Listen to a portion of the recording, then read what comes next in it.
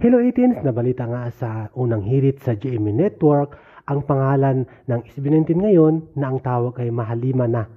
Hindi na SB19 at ito nga ang kanilang headlines for SB19 to Mahalima. SB19 is out, Mahalima in na nga ba?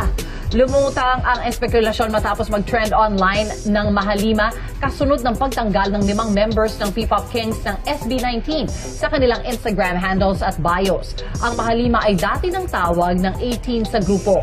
Nitong June nang i-announce ng grupo na umalis na sila sa kanilang talent management company na ShowBT na sinundan ng paglulunsad ng sarili nilang company na 1Z Entertainment. Sa FB post na shinare ng bago nilang agency para sa isang music festival, tinawag ang grupo na Mahalima.